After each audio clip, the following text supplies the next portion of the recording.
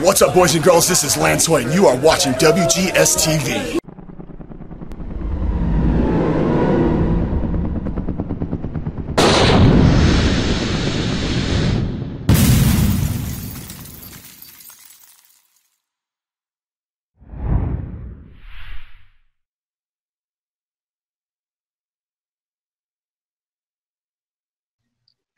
Hello everyone, welcome to another installment of WGS-TV right here on YouTube.com/WrestleGamer and ZFX-TV. This is take number 2 of the Extreme Rules review for this year.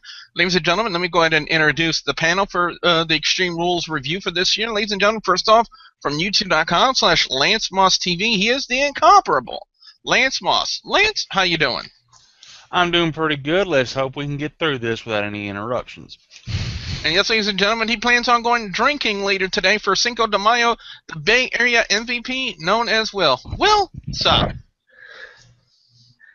MVP, you better unmute your mic. Mike. We can't hear like no. Doing. That was the point. Silent waves mean later on in this review. Oh. So Andy Levine's going to be joining us on this review? Oh.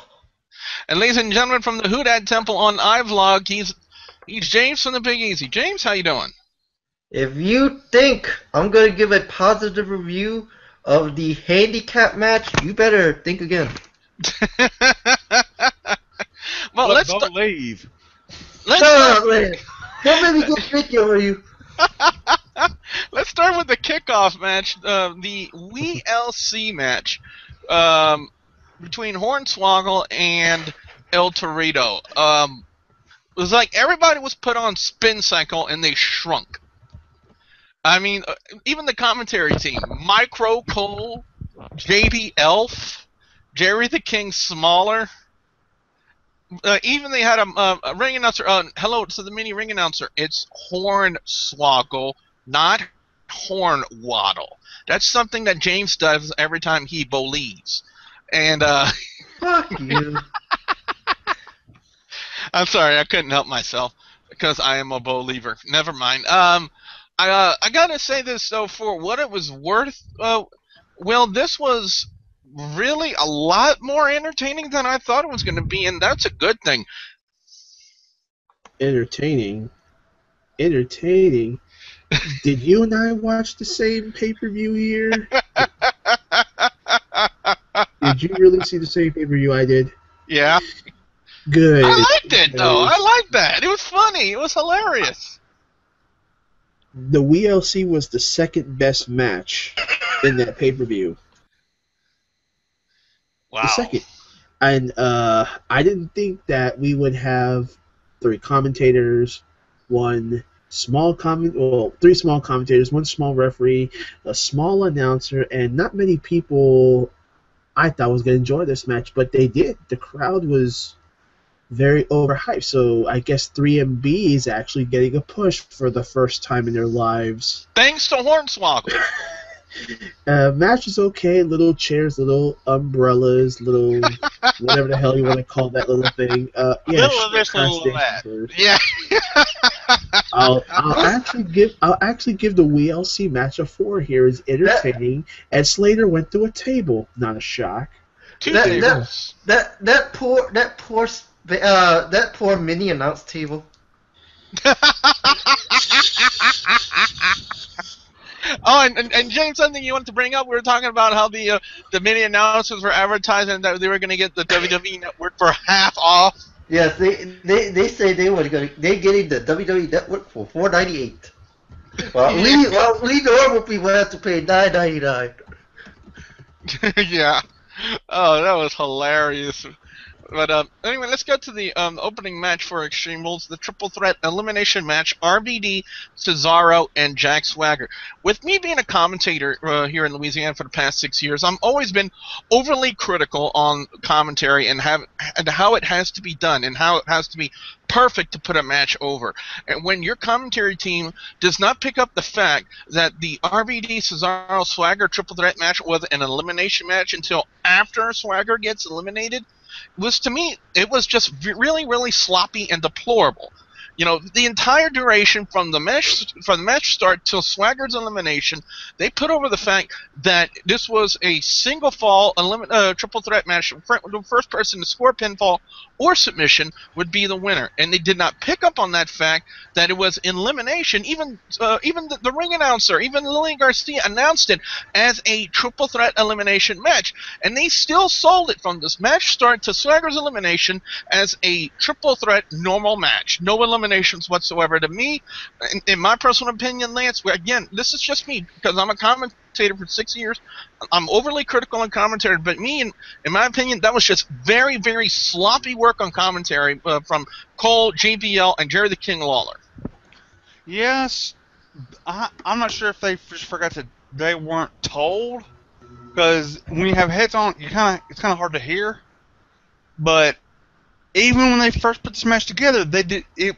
I always thought it was just a one fall to a finish triple threat match. I was happy when somebody in the Skype call said that it was two basically an elimination one, but I didn't know it was an elimination till somebody mentioned it in the Skype call. Well, one thing I gotta say is, you gotta love the pop Paul Heyman had. You know, he started leading everybody on until he said the exact same line I knew he was going to say to get the people to boo him, that he was the advocate for Brock Lesnar, the man who conquered the streak at WrestleMania, and then even said the 11th commandment of the House of Hardcore, thou shalt not boo Paul Heyman, and the crowd just went crazy. And they just started booing him more than Vicky Guerrero at a Believer concert. All I'm going to say is I think the right person went over, Cesaro hitting the neutralizer to RVD on a trash can of all things. And the matchup really sold, in my opinion, so I really got to give positive reviews to that fact. But let's look at the 2-on-1 handicap match. Alexander Rusev taking on Xavier Woods and R-Truth. James, one of the things I said in my predictions video is I would have been really shocked to see Woods and R-Truth go over on Rusev, especially when WWE is bringing in this guy. He's fresh, he's new, and they're trying to build him up to be a monster type of heel. And to me, if they would have had Woods and R-Truth go over on him on his first pay-per-view in his gimmick, in his character, because you can't count Royal Rumble because that was his first one-off appearance to see, I would think maybe like a beta run for Alexander Rusev to see how the crowd would react to him. And, so that's why I don't count that. But, for his first pay-per-view, if they would have had Woods and R-Truth go over on him, to me, that would have been a mistake by the WWE.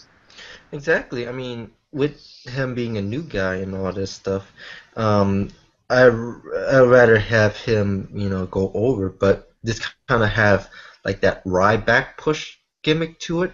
But at the same time, is that he didn't make it. He basically made it from a handicap match to a one-on-one match, and that was just basically one-on-one throughout that entire match. Because he kicked Woods right before the bell rang. That bell never rang. Basically, he just brought in R-Truth, and the bell actually rang. So basically, it became one-on-one. Xavier Woods was on the outside. And also note, now they're billing him from Russia because of the whole thing with Lana. And I kind of disagree on why they made Putin a part. Say, oh, this is for Putin, especially with the situation over there. So. Are they still going to call him the Bulgarian Brute? He might, but I don't know for sure. But he's going to be billed from Russia now. Interesting. So it's going to be really interesting to see where they take Alexander Rusev and Lana, the ravishing Russian, as they call it. I still don't see it, to be honest with you. But anyway, the Intercontinental title up on the line. Big E taking on Bad News Barrett. The Bad News Barrett gimmick, from its inception to where it has gone, has just really been a solid gimmick for once for Wade Barrett. He's gone in leaps and bounds. The crowd is just so over.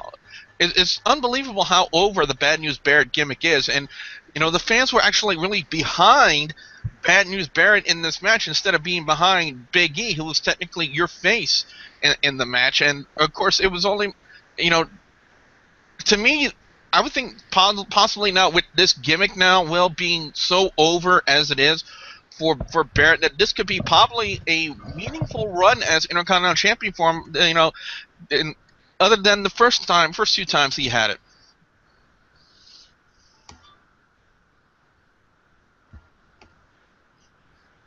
Will? Oh, I thought you were talking to James. I didn't even hear you. Well, you know what? And I said this on HWR. Big E is stale as an Intercontinental Champion, and this is not where I would usually go negative about someone. I mean, I like Big E's upbringing. He was NXT champion and everything, you know. I just think that they really built him up like a young Mark Henry after he left the Nation and he did his own thing. I mean, don't get me wrong, he's a good talent and he's powerful, but he hasn't really impressed me much as an Intercontinental Champion. And I did actually pick Bad News Barrett to win the title, and I think it was deserving, and about time Barrett got a title. I'll give the match a 3.5. It had its points and everything, but I mean, I'm just glad that they took the belt off of Big E because I think he needs a little bit more work, but I'm glad Barrett finally got a title now. Would it be safe to compare his title run as Intercontinental Champion to Ezekiel Jackson's run as ECW Champion? You see, the thing is, Ezekiel Jackson was only champion for 1 day. Big E was only 3 months, maybe a little bit longer. But come on, let's be honest. Would you compare it to Ezekiel Jackson's Intercontinental reign? That too. Wait, I didn't know he was an Intercontinental Champion. He beat Wade Barrett. I forgot what pay-per-view it was. I think Capital Punishment. It might have been that one. As someone got a message from the WGS anonymous general manager, we'll let them read that message later. But anyway, the Shield and the Evolution, the young face group against the cemented faction of Evolution. One thing I gotta say, Evolution's new merch, I kind of like it. It kind of fits the gimmick. It ties in Triple H and all of them together, you know, on that shirt. It's a pretty cool shirt, to be honest. But this matchup, again, really, really well. Thank God Ric Flair wasn't there. You know, it's not to say anything bad about him, but when he had his appearance last week on Monday Night Raw after he raided that mini bar backstage, oh, that was horrible. I mean, terrible, you know. Ric Flair was just absolutely smashed last week, so thank goodness he wasn't there to say anything on the pay-per-view. But the matchup in itself was chaotic, but to say the least, but it was still a really well-worked match. Reigns spearing the Animal Batista to get the win. I got to say, again, the Shield is just being pushed by leaps and bounds, Lance. So my question to you is, where do they go next? I say they continue it. Maybe have a couple of pay-per-views. How many pay-per-views are between now, the last Sunday, and Battleground? I think the next one, isn't the next one Payback? Yeah. Yeah. And then SummerSlam? I think so. And then Battleground? No, it's Payback, then Money in the Bank, then Battleground, then SummerSlam. Okay. Well, I say them building. Now, some people will call me crazy, which I will agree sometimes I am. But I think they're building up to War Games at Battleground. The return of War Games. Or the WWE debut of War Games. But I have to say the highlight of this match from last night, Seth Rollins going on New Jack and jumping off of a balcony on some folks. Seth Rollins proved that he was insane in that match. I mean, there were even a couple of spots, especially when he did that spot over the top rope and he crashed the security railing. I watched that and I was like, God! I mean, how did he not break his neck doing that, you know? Yeah. I mean, that was vicious looking. And speaking of vicious looking, the steel cage match between Bray Wyatt and John Cena. Now, like I said, I've already voiced my opinions, you know, about the level of respect I have for John Cena and reasons why I'm not going to jump on the bandwagon for, everyone saying, oh, real wrestling fans hate John Cena. No, that is not true. Billy, join the dark side. Luke, I am your father. Wait, that was yesterday. But anyway, I think Luke's father's a believer. All I can say about this match is, yeah, of course the fans are just typically overly critical on John Cena because they hate the gimmick, despite they even don't want to look at it from a business standpoint of the fact that Cena puts asses in seats. You know, but they don't want, but they want to overlook that, and they think, oh, we got all the control. We can change John Cena's gimmick if we believe, or in James's case, believe hard enough that we could change the gimmick of John Cena. To me, again, I'm not going to delve too far into it because I've already, wasted enough time talking about it here on WGS-TV. But the fact is they had to use the Cam Newton kid from the football commercial singing on a microphone, which obviously had a voice changer on it, singing he's got the whole world in his hands. The Bray Wyatt gimmick isn't strong enough to go over without using the kid. Now, I can understand from, a lot of people even said it on Facebook to me that, it kind of cements Wyatt's gimmick as a cult leader. And to me, his gimmick was already a cult leader. He had to have a kid to do that. But, a lot of people were, also were trying to explain to me that, it's a dig at Cena, with him being, a champion of the kids for them to use that and calling him Little Johnny. If I remember correctly, wasn't Little Johnny with John Heidenreich when he was in the WWE?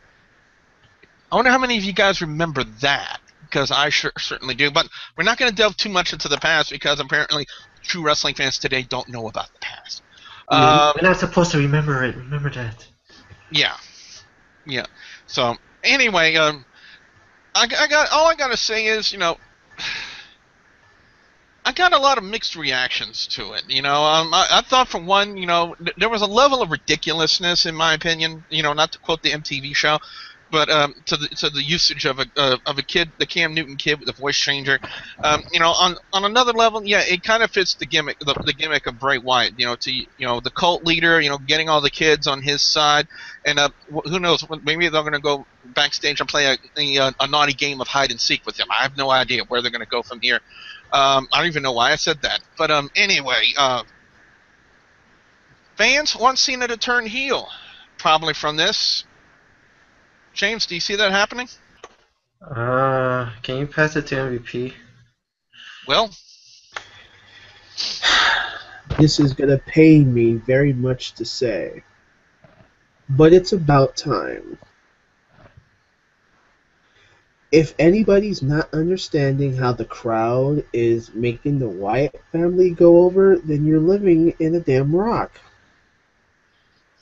I know that not many people like the gimmick. Many people are still not sold on the gimmick. That's fine. For me, it panned out the way it should have been. And me being a conscience disbeliever in John Cena since WrestleMania 24, I still have to stand by that because, let's not forget, he has done a lot of work outside of WWE. That's a lot of good recognition. I'm not going to disrespect the man for that, but if you're going to stay with a gimmick for that long, you're not getting by. It's not the merchandise. It's the fact is we got IWC retards, and I say it loosely, not profoundly. This is where the storyline had great amount of build-up. It really did. The Cam Newton kid, nobody expected that to come. None of us here expected the kid to come. Nobody did. But I really liked the match. I liked the build-up. But do we want to see Cena heel? A lot of people do. My opinion, I really don't care. He's already hated by the crowd for reasons disclosed, but match 3-5. And for reasons that people should already know right now, Cam Newton's mom gave it a 5 out of 5. Oh, that's cool. And anyway, the Divas Championship match, Paige versus Tamina. Again, not really much to say about that except to toss it over to the Divas correspondent, James, and say, it was really rather expected to see Paige retain the title, but one thing I was really hoping to see, maybe, if they want to bring AJ Lee back, is to have her run interference in the match and maybe start a little feud with Tamina, but we didn't see that. Well, the thing about that now is that going into it, you saw Tamina walk out. One thing that I noticed was that usually Tamina would still wear AJ Lee shirts. However, this match she did not. So and now on Facebook they're calling Tamina's AJ's former bodyguard, which means that sometime soon AJ Lee's gonna come back. She's gonna start a feud with Tamina. They don't need the Divas title to start that feud, basically. And I feel like it's like AJ's gonna come back. It's like, oh, you got a shot with the Divas title. I was supposed to get my shot at the Divas title, and you're supposed to be my bodyguard and all that. And basically, this is where I feel like that's where they can do that. But for the match itself, one thing to note, the referee did botched.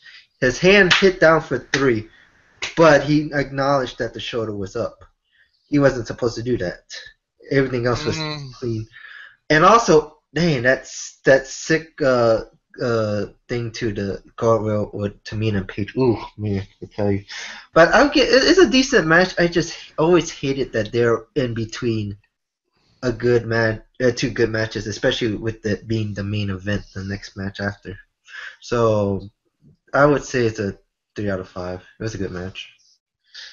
The WWE World Heavyweight Championship on the line in an Extreme Rules match. Kane and Daniel Bryan. Boy, oh boy, I bet if the hardcore host of Hardcore Wrestling Radio, Rick Head, were here right now, I'm pretty sure he'd be jumping up for joy for this one, because they actually went backstage during the match, and that was something that Rick, as I said, he's been wanting to see for a long, long time, and they finally delivered that last night. And the usage of the forklift, some people were saying it was somewhat comical in a sense. After Daniel Bryan had knocked out Kane to bring him on a forklift, to me it made sense.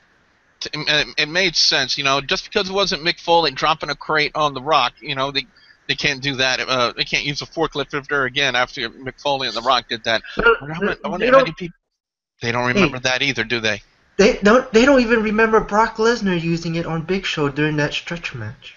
Yeah, pretty much. But in essence, the Flaming Table was brought back into the WWE for one night, I would assume. But man, they had them fire extinguishers just ready on the second. I mean, you're gonna hear in the Facebook review a fan kind of had a little something to say about that. But other than that, kind of made sense for Daniel Bryan to retain it. I mean, of course, if Eric Young would retain the TNA World Heavyweight Championship, why can't Daniel Bryan retain it? And that's what they kind of did. But like I said, in essence, this matchup really almost stole the show, in my opinion. It was a really well-worked match. I truly enjoyed it. Like I said, I really expected Daniel Bryan to retain, and that's exactly what happened. Because in my opinion, I don't think Kane needs the WWE World Heavyweight Championship to put himself over right now. Because it really wouldn't make any sense. I mean, if they put the title on him, all they're going to do is have him feud with Daniel Bryan and give it back to Daniel Bryan at the next pay-per-view, which would appropriately have been named Payback. So, in essence, like I said, I don't think this feud with Daniel Bryan and Kane is over. Because they're definitely going to do something, I would think probably tonight, to kind of reignite the feud in sorts and kind of lead into Payback, because they got to do something with them. Because right now, who else is there to challenge Daniel Bryan for the WWE World Heavyweight Champion? They got Randy Orton busy with Evolution and the Shield. They can't do it with him. So Batista as well. So that throws like 2 of your heels out the window for that one. So who else can they do? Kane. That's the only person probable right now to do it. I know a lot of fans say, well, why can't Bray Wyatt? Well, if they're going to turn Bray Wyatt face from his feud with John Cena, I mean, that wouldn't make any sense either. So it only makes sense and kind of plausible to see something happen tonight on Monday Night Raw, where it would lead to the reigniting of the feud again for Daniel Bryan and Kane to lead that into Payback. So before we get into overall scores and reviews for Extreme Rules this year, guys and gals, it's time to go to the Facebook page and get our Facebook reviews for Extreme Rules. First review comes to us from Love Arnold, our old friend Love Arnold, and Love Arnold says, didn't enjoy it at all. couldn't get into the matches. A real big come down from WrestleMania 30. I think he probably meant let down, but because come down means something totally different. But from WrestleMania 30, in my mind, the six-man tag had great spots, but oldies versus youngies. Hopefully what I heard is true, and Batista is leaving again soon, as he didn't get what he wanted, the championship. But overall, I rate it a 4 out of 10. We got Justin Lippman. Justin Lippman says, six-man tag was a great match. Seth Rollins challenging a little New Jack coming off the balcony was the highlight for me. Lance, you weren't the only. Lance, James, guys, you weren't the only ones to make that reference. Cena loses a match and has a chance to get his character out of the rut that has been making the fans hate him so much. Maybe a heel turn coming out of this can make him fresh again. Daniel Bryan King match had good wrestling, but the forklift ending left me kind of blah. It's been done before. Overall, I give Extreme Rules a 7 out of 10. And finally, Justin Toops says, only 3 good matches. The cage, the six-man tag, and the main event. Starting to bring a little of the Attitude Era back. Can't really disagree with that. Can't really disagree with that at all. So with that being said, guys and gals, it's now time to go into our overall scores and our picks for best and worst match or segment of Extreme Rules this year. Extreme Rules had a lot of great things to say about it. You know, there were a lot of very interesting spots, a lot of interesting outcomes that came out of Extreme Rules. I got to say, I love the mini commentators to the WeeLC match. It was a lot better than I thought it was going to be. You know, a lot more entertaining. The cage match, again, nobody expected the Cam Newton football kid to show up, but probably Cam Newton's mother probably expected that. The Extreme Rules match, I gotta say, very intuitive, you know, very indicative of a little bit of what they did back in the Attitude Era. And, of course, and like I said before, Rick Head would probably say you know, it was fantastic just because of the fact they went backstage for once and didn't keep it in the ring. So that it was a true hardcore match.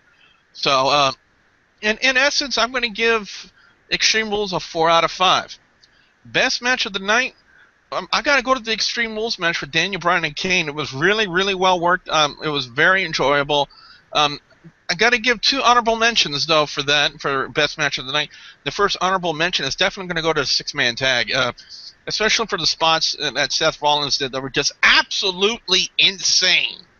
You know, the leap over the top rope and crashing into security railing and the leap off the balcony. And Seth Rollins, whew, Oh my God! I don't have the voice to do that right now, so I'm not in full commentator mode. You know, if I was in full commentator mode, probably, but not right now because I'm in review mode. But and the other one I gotta throw to the WeeLC match. You know, entertaining. There was an entertainment value there. It was well done. I love the mini commentators, except for the announcer again, Hornswaggle, not Hornwaddle. But overall, I gotta say, decent. Worst match of the night? I don't know. To be honest, these were, you know, the card was really well done. I can't say anything bad about any of the matches. So to be honest, guys, I don't have a worst match of the night. All the matches were really well done. I can't say anything bad about them. Even Rusev and taking on Woods and R-Truth. I'll say, you know, I'll throw it to that just based on the fact that it was the least entertaining. You know, but it went as expected. So, with that being said, it's time to go to Lance next and get his overall score and his picks for best and worst match or segment of Extreme Rules. Lance? Well, there really wasn't any segments, but yeah. Yeah, so best match, I'll go with the Shield versus Evolution with, like we've been saying, Eric Rollins, going all Seth New Rollins. Jack. Seth Rollins, yeah. Seth Rollins, yeah. Eric Rollins in a different group. Damn it, don't use the same names. Don't use the same last names, you bastards. Worst match, because it was billed as a handicap and turned into a singles, the Rusev versus Woods and R-Truth, because it was not what it was billed to be. So overall, I'll give it a 3.5. All right, let's go to Will next and get his overall score and his picks for best and worst match or segment of Extreme Rules. Will? Well, I'll have to give the pay-per-view 3.7. I would have gave it a 4, but one match did not stand out for me. So I'm going to go with my worst match of the night to start off. And you know what? How can you not say that the handicap match was a good match? This was another visionary Ryback type of match. I am not sold on this shit. I'm sorry. They need to give Rusev real competition. We're seeing a Ryback storyline put to Rusev as we speak. That match was garbage. Utter garbage. Best match was going to be the WeeLC pay-per-view until the six-man tag. So let's just get that out the way. Honorable mention, I would have to say the way Sheamus actually kept his cool, even though he was on the pay-per-view, but I did spot some parts. He was not happy at the pre-show commentary table. You know, it sounded like he wanted to really wrestle. And best segment, I would have to say those three short guys commentary. Micro Cole, JB Elf, and Jerry the King Smaller. Yeah. And best segment. Remember, three commentaries was the worst segment. The best segment, Seth Rollins just doing it again, jumping off of balconies like Lance stated. Impressive. New Jack has filed for gimmick infringement. And finally, ladies and gentlemen, we're going to go to James next and get his overall score and his picks for best and worst match or segment of Extreme Rules. James? 3.75. Best match has to be the six-man tag team match. And Seth Rollins doing that dive. Oh my God! There you go. I call it gimmick infringement. I know, right? The worst match, I'm gonna have to say a handicap match. Joe kind of mentioned this during the call. It looked like R-Truth was going a little stiff on Rusev, but that was just, still a horrible, horrible match. Also, something I want to note, if I want to say something with the Divas, if Tamina and AJ are going to feud, who is going to be Paige's next opponent? That's my only other note. That's a good question. That is definitely a good question, to say the least. But another good question we want to know from you guys out there, the viewers and subscribers, is what are your thoughts about Extreme Rules? What are your overall scores? What are your picks for best and worst match or segment of Extreme Rules? We definitely want to hear from you guys out there. Be sure to put your comments in the comments section below. Don't forget to like and favorite this video. Lance, what can fans expect to see when they come visit your channel over on youtube.com/LanceMossTV? Album reviews, NASCAR discussion videos, Brendan Gorman cooking videos, some guitar work, and what pops into my head. Yes, ladies and gentlemen, one of them is a believer. The other one is a huge Cam Newton fan. It's the Bay Area MVP known as Will and James the Big Easy. Guys, what you got coming up? Panthers fan kissed my ass. And I'm already going to say the Saints will win the NFC South again. I don't care for Tampa Bay. Atlanta and Carolina are garbage. Actually, this week, me and James, we're going to be on a Skype call because guess what's coming on Thursday, NFL fans? The NFL Draft. That's right. It's drafting time! Yep. And James? If we, when we not doing stuff, if we ever go back on live on iVlog.tv, we would do game shows, gaming, sports talk, wrestling talk, and all that stuff. So look at the link below on each of us. And fans, don't forget to like the Facebook page, facebook.com/WGS-TV. And don't forget to please subscribe to youtube.com/WrestleGamer and youtube.com/ZFXTV Network if you haven't already. So for the incomparable one, Lance Moss, the Bay Area MVP known as Will, and Jameson Big Easy, I'm the WrestleGamer. Double B Believer Joe saying, get that Cam Newton kid out of here.